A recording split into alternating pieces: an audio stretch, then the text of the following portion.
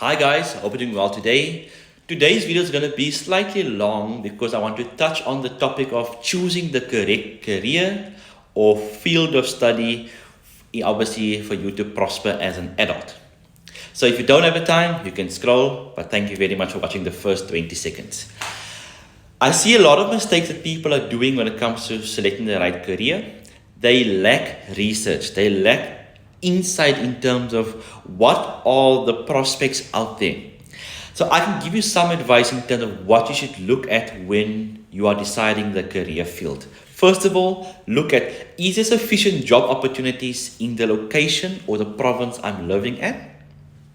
If there isn't job opportunities, ask yourself, am I willing to relocate to another province where those particular jobs are in high demand? Like, for example, in Johannesburg, you won't get individuals working on the rail systems as much as working in Durban or East London, where they're obviously working with the ports and whatever the case may be, as a practical example. Secondly, look at the sector or the industry in South Africa. Look at what are the sectors that bring the most GDP for South Africa. I know in South Africa or in Cape Town specifically where I'm residing in, it is wholesale and retail, it's the fishing industry, it's the manufacturing industry, it's the tourism industry. So look at industries that bring the highest GDP or at least have sufficient GDP towards South Africa's economy. Look at the salary in terms of that particular career.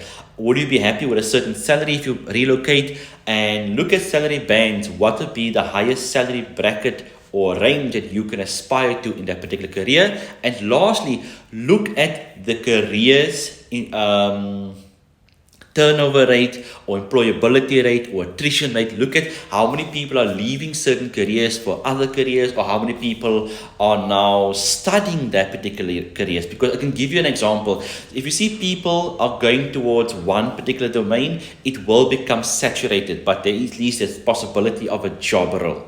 And also look at new upcoming careers that will be emerging. Try to focus your attention on that. So I watched a video of a creator that she studied political science in Cape Town. She couldn't find a job. She started selling insurance. She started working in a call center. And she told herself she's too good to be doing these particular things. And that just boils down once more to a lack of research.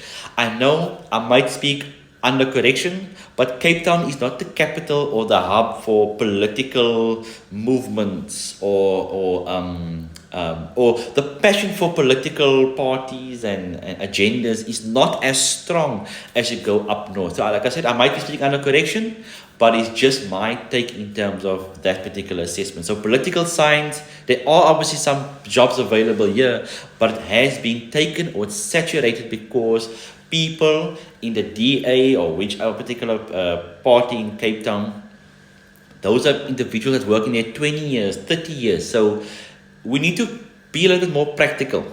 Then, when it comes to passions, I know people choose a career because they are passionate about that particular career, but let's be a bit more realistic. Passions doesn't always mean that you will be successful in it. If you can find a job in the meantime that can fulfill your passions, then that is much more successful as compared to going with a blanket approach. I'm going to do engineering because I love engineering. I'm going to be successful in it. If you can find a job that can enable you to get all the tools and the methods towards having your own engineering vision, that will be much more successful and feasible if you have to go with a blanket approach. I'm done with my engineering degree. Let me go look for a job and let me build up my capital and resources for me to envision my dream. So visions and dreams and passions are good to have, but try to be realistic in terms of, is it feasible? Is it suitable for me at the time? And also look at the amount of human resources you have as a person. Every individual have different energy levels, time constraints, time management skills, social skills, resources in terms of capital, computers or equipment. So also take into consideration those things before you choose a career.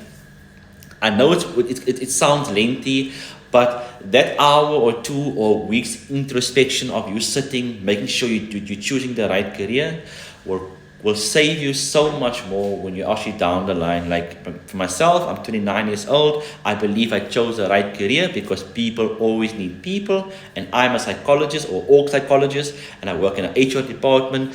People are gonna have problems, people are gonna have issues, people are gonna need training and development. So my career was fitting, or my choice was fitting based on the sector, the industry, and given that people like people.